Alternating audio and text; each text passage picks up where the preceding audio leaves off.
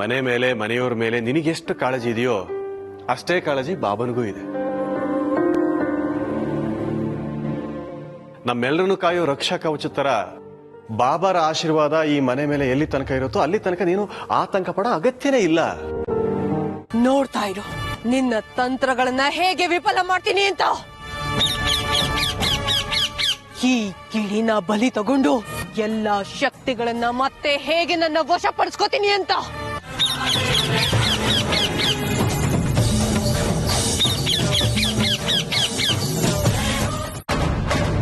ಎಷ್ಟು ಮಹಾದೂರ ಓಡೋಗೋದಕ್ ಸಾಧ್ಯ ನಿನ್ ಕೈಯಲ್ಲಿ, ಅಥವಾ ಎಲ್ಲಿಗೆ ಅಂತ ಓಡೋಗೋದಕ್ ಸಾಧ್ಯ ನಿನ್ ಕೈಯಲ್ಲಿ? ಬೆನ್ನು ಬಿದ್ದಿರೋದು ಈ ಶೇಷ ಅನ್ನೋದು ನೆನಪಿರ್ಲಿ. ನಾನು ಒಂದು ಸಾರಿ ಬೆನ್ನು ಹತ್ತಿದ್ರೆ ಕೆಲಸ ಮುಗಿಯೋವರೆಗೂ ಸುಮ್ಮನೆ ಇರೋಳಲ್ಲ. ಇಷ್ಟೊತ್ತಿಗೆ ನಿನಗೆ ಅರ್ಥ ಆಗಿರ್ಬೇಕಲ್ವಾ? ಹಾರಿ ಹಾರಿ ನಿನಗೂ ಸುಸ್ತಾಗಿರ್ಬೇಕಲ್ವಾ? ಪಾಪ, ನನ್ನ ಕೈಯಿಂದಾನೇ ನಿನ್ನ ಅಂತ್ಯ ಆಗ್ಬೇಕು ಅಂತ ಆ ಭಗವಂತನೇ ನಿಶ್ಚಯ ಮಾಡಾಗಿದೆ ಅನ್ಸುತ್ತೆ. ಇನ್ನು ನನ್ನನ್ನ ತಡೆಯೋದಿಕ್ಕೆ ಯಾರಿಂದನೂ ಸಾಧ್ಯ ಇಲ್ಲ.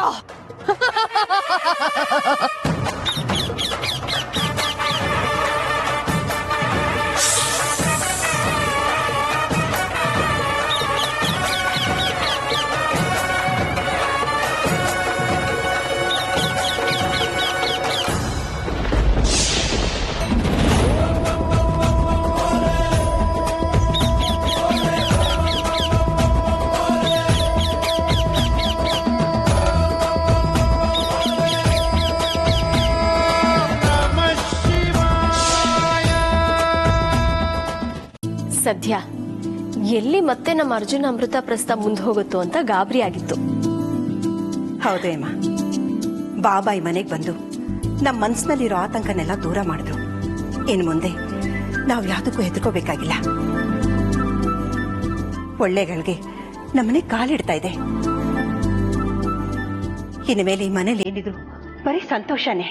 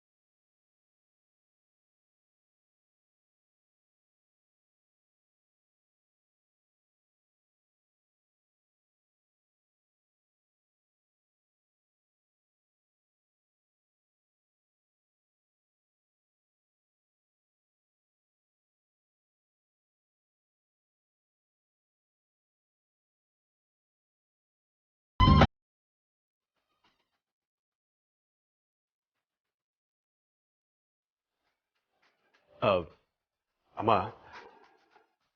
ಇದನ್ನ ನೀವೆಲ್ಲರೂ ಕಟ್ಕೊಂಡ್ರಿ. ಆಯ್ತಪ್ಪ.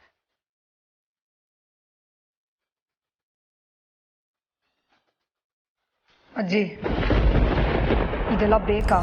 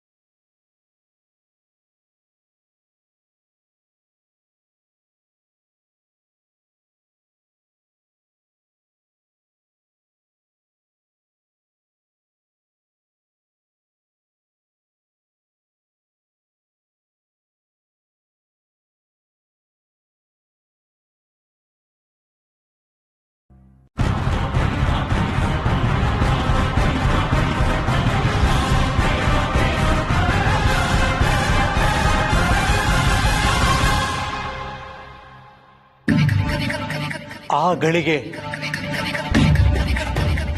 ಹಾವುಗಳ ಬಗ್ಗೆ ನನ್ನ ಇಷ್ಟು ವರ್ಷಗಳ ನಂಬಿಕೆನೆ ಅಲ್ಲಾಡಿಸ್ಬಿಡ್ತು ಗುರುಗಳೇ. ಹಾವು ಅಂದ್ರೆ ಇಷ್ಟು ದಿನ ನೆಲದ ಮೇಲೆ ಹರಿದಾಡೋ ಒಂದು ಸರಿಸರ್ಪ ಅಷ್ಟೇ ಅಂತ ತಿಳ್ಕೊಂಡಿರೋ ನನ್ನ ಅಲ್ಪ ಜ್ಞಾನದ ಬಗ್ಗೆ ನನಗೆ ನಾಚಿಕೆ ಆಯ್ತು. ಇಷ್ಟೇನ ನನ್ನ ಜ್ಞಾನದ ಪರಿಧಿ ಅಂತ ಅನ್ಸೋಕ್ ಶುರುವಾಯಿತು. ಹಾವು ಅಂದ್ರೆ ಬರೀ ವೈಜ್ಞಾನಿಕ ದೃಷ್ಟಿಯಲ್ಲಿ ನೋಡ್ತಾ ನಾಗಲೋಕ, ನಾಗಮಣಿ, ಇಷ್ಟಾಧಾರಿ ನಾಗಗಳ ಬಗ್ಗೆ ಲೇವಡಿ ಮಾಡ್ತಾ ಓಡಾಡ್ತಾ ಇದ್ದ ನನ್ನ ನಂಬಿಕೆಯ ಬುನಾದಿಯನ್ನ ಆ ಘಟನೆ ಅಲ್ಲಾಡಿಸ್ಬಿಡ್ತು. ಸತ್ಯದ ಅನಾವರಣ ಆಗ್ತಿದ್ದಾಗೆ ನನ್ನಲ್ಲಿ ಒಂದು ಮಹತ್ವಾಕಾಂಕ್ಷೆಯ ಮರ ಚಿಗುರು ಹೊಡೆಯೋದಕ್ಕೆ ಶುರುವಾಯಿತು ಗುರುಗಳೇ. ಯಾರಿಗೂ ಗೊತ್ತಿರದ ರಹಸ್ಯ ಒಂದು ನನ್ನ ಎದುರಿಗೆ ಅನಾವರಣವಾಗಿದೆ. ಅದರ ಸಂಪೂರ್ಣ ಲಾಭವನ್ನು ನಾನು ಪಡ್ಕೋಬೇಕು. ಆ ಇಚ್ಛಾಧಾರಿ ನಾಗವನ್ನು ಹಿಂಬಾಲಿಸಬೇಕು. ಅದರ ಬಗ್ಗೆ ಸಂಪೂರ್ಣವಾಗಿ ಸಂಶೋಧನೆ ಮಾಡಿ, ಅಧ್ಯಯನ ಮಾಡಿ ಗ್ರಂಥ ಬರಿಬೇಕು. ಬದುಕಿಗೆ ಒಂದೇ ಭಗವದ್ಗೀತೆ ಅನ್ನೋ ಹಾಗೆ ಹಾವಿಗೆ ಒಂದೇ ಘೋರನ ಸಿದ್ಧಾಂತ ಅನ್ನೋ ಮಟ್ಟಕ್ಕೆ ನನ್ನ ಪುಸ್ತಕ ಜನಪ್ರಿಯ ಆಗಬೇಕು.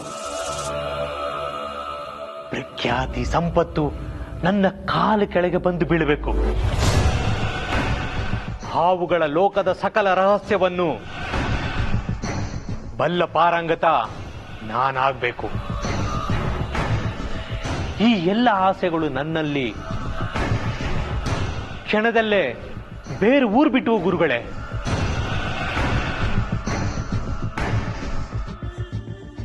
ಹಾವಿನ ಎಡೆಯ ಮೇಲೆ ಕೀರ್ತಿ ಶಿಖರ ಕಟ್ಟಿ ಅದರಲ್ಲಿ ಕೂತು ಮೆರಿಬೇಕು ಅನ್ನೋ ನನ್ನ ಹಂಬಲ ಹೆಚ್ಚಾಗ್ತಾ ಹೋಯ್ತು ಗುರುಗಳೇ. ಇನ್ನು ಈ ಬದುಕಿಗೆ ಅದು ಒಂದೇ ಧ್ಯೇಯ ಅಂತ ನಿರ್ಧಾರ ಮಾಡಿಬಿಟ್ಟೆ.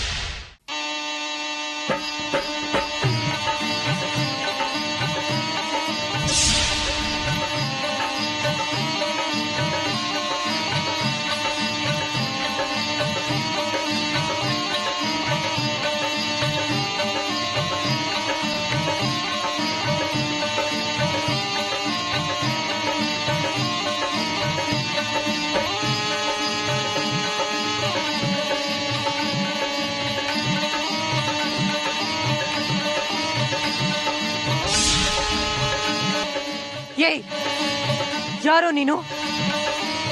ನನ್ನ ದಾರಿಗೆ ಯಾಕಡ್ಡ ಬಂದಿದ್ಯಾ? ತೊಲಗು. ನಾನೊಬ್ಬ ಸಂಶೋಧಕ, ನನಗೆ ನೀನ್ ಬೇಕು. ಛೀ, ಮುಚ್ಚೋ ಬಾಯಿ. ನಾನ್ ಯಾರು ಅಂತ ಗೊತ್ತಾ ನಿನ್ಗೆ? ನನ್ನ ಎದುರು ನಿಂತು ಮಾತಾಡೋ ಧೈರ್ಯನ ಇದುವರೆಗೂ ಯಾರು ತೋರಿಲ್ಲ. ಆ ಧೈರ್ಯ ತೋರ್ದವನ ಈ ನಾಗಿಣಿ ಯಾರನ್ನು ಜೀವಂತವಾಗಿ ಉಳಿಸಿಲ್ಲ. ನೀನು ಯಕ್ಕಶ್ಚಿತ್ ಮನುಷ್ಯ. ತೊಲಗಾಚೆ.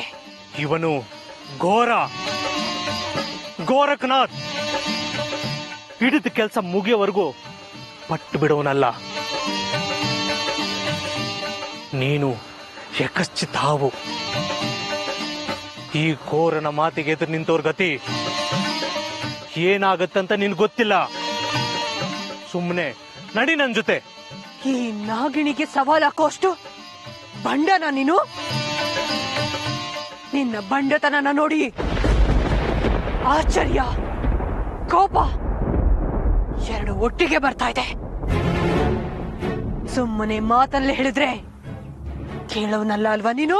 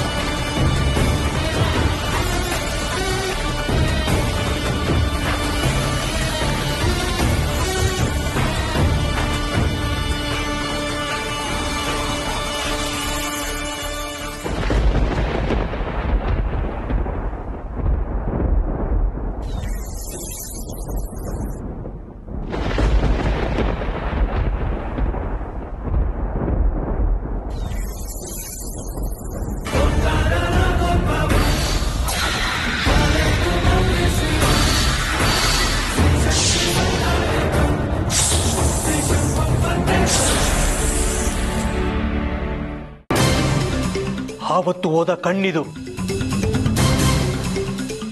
ಆ ಇಚ್ಛಾಧಾರಿ ನಾಗಿಣಿ ಆಕ್ರೋಶಕ್ಕೆ ಬಲಿಯಾದ ಕಣ್ಣು ಇದೇ ಗುರುಗಳೇ. ಇದೇ ಕಣ್ಣು.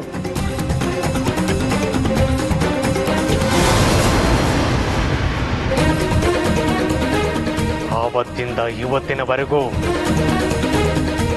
ಅದೇ ನಾಗಿಣಿಯ ಹುಡುಕಾಟದಲ್ಲಿ ಇದ್ದೀನಿ. ಇಷ್ಟೆಲ್ಲ ಹಂಬಲ ಹೊತ್ತು ಆ ನಾಗಿಣಿ ಹಿಂದೆ ಬಿದ್ದಿದ್ಯಲ್ಲ,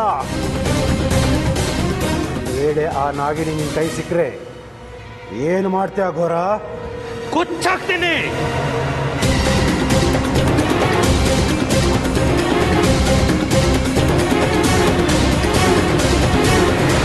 ಈ ಘೋರನ ಕಣ್ಣನ್ನ ಬಲಿ ತಗೊಂಡ ಆ ನಾಗಿಣಿಯನ್ನ ತುಂಡು ತುಂಡಾಗಿ ಕೊಚ್ಚಾಕಿದ್ರೇನೆ ನನಗಾದ ಅವಮಾನಕ್ಕೆ ಪ್ರತಿಕಾರ ಸಿಗೋದು.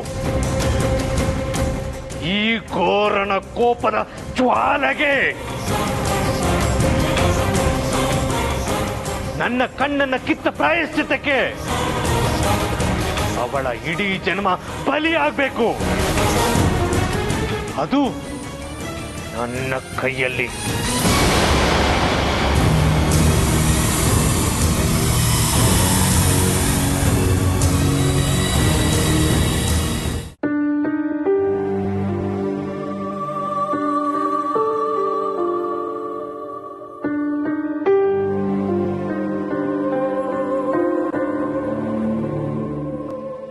ಶೇಷನ್ ಕೈಯಿಂದ ಗಿಳಿನ ನೀನೇ ಕಾಪಾಡಬೇಕು ಭಗವಂತ.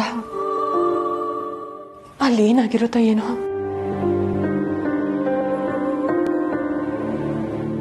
ಅಮೃತ, ಇದೇನಮ್ಮ ಇದು? ನೀನಿನ್ನೂ ಸಿದ್ಧವಾಗಿಲ್ವಾ? ಅದು ಅಜ್ಜಿ, ನನಗೆ ಅರ್ಥ ಆಗುತ್ತೆ ಅಮೃತ. ಇಂಥ ಸಮಯದಲ್ಲಿ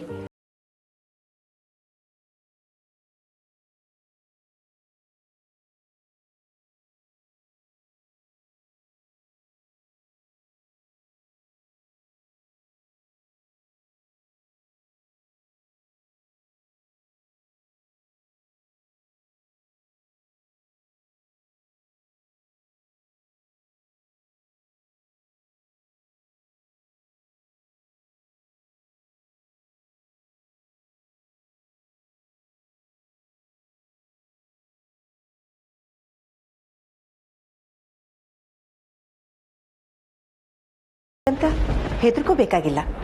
ಹೋಗ್ತಾ ಹೋಗ್ತಾ ಎಲ್ಲ ಸರಿ ಹೋಗುತ್ತೆ, ನೋಡ್ತಾ ಇರು.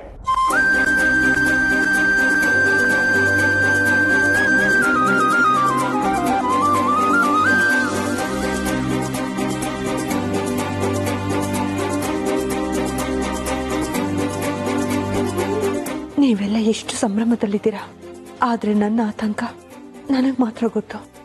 ಯಾರ ಹತ್ರನೂ ನಾನು ಹೇಳ್ಕೊಳ್ಳೋ ಪರಿಸ್ಥಿತಿಯಲ್ಲಿಲ್ಲ.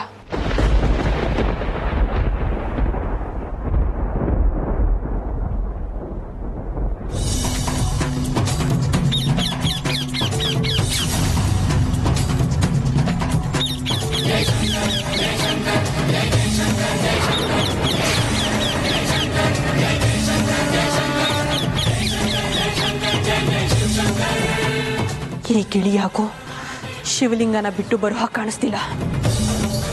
ಇದು ಆ ಲಿಂಗದ ಮೇಲೆ ಕೂತಿರೋವರೆಗೂ ನನ್ನಿಂದ ಅದನ್ನ ಮುಟ್ಟೋದಕ್ಕಾಗಲ್ಲ. ಈಗೇನ್ ಮಾಡ್ಲಿ, ಸಮಯ ಬೇರೆ ಮೀರ್ತಾ ಇದೆ. ಹೀಗೆ ಇಲ್ಲೇ ಕಾದ್ರೆ ಅಲ್ಲಿ ಅಮೃತ ಅರ್ಜುನ್ ಪ್ರಸ್ತ ನಡೆದು ಹೋಗುತ್ತೆ. ನನಗೆ ಅಮೃತಳ ಶಕ್ತಿನ ಅಪಹರಿಸೋದಕ್ಕಿಂತ ಅವರಿಬ್ರು ಪ್ರಸ್ಥಾನ ತಡೆಯೋದು ಮುಖ್ಯ. ಇನ್ನು ಕಾಲು ಹರಣ ಮಾಡ್ತಾ ಇದ್ರೆ ಅರ್ಜುನ್ ನನ್ನಿಂದ ದೂರ ಆಗ್ತಾನೆ. ಬೇಗ ಇಲ್ಲಿಂದ ಹೋಗ್ಬೇಕು, ಪ್ರಸ್ಥಾನ ತಡಿಬೇಕು. ಈ ಗಿಳಿನ ಆಮೇಲೆ ವಿಚಾರಿಸ್ಕೊಂಡ್ರಾಯ್ತು.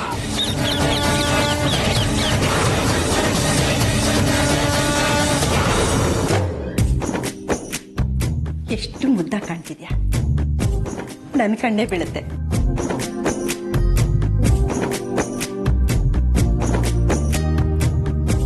ಒಂದು ನಿಮಿಷ, ಬರ್ತೀನಿ.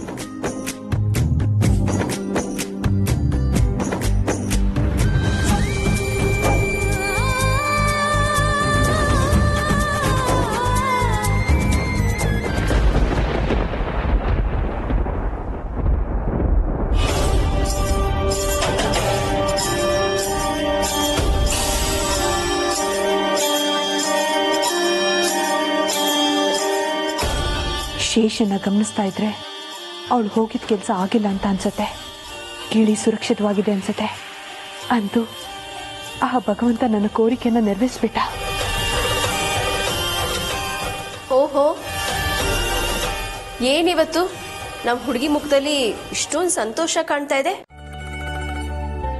ಏನ್ ಅಮೃತ, ಏನ್ ಸಮಾಚಾರ? ಇಷ್ಟೊಂದು ಗೆಲ್ವಾಗಿದೆಯಲ್ಲ.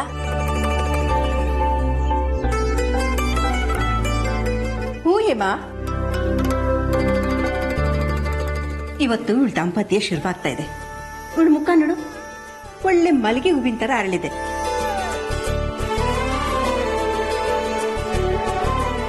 ಅಲ್ವಾ? ಕಳ್ಳಿ.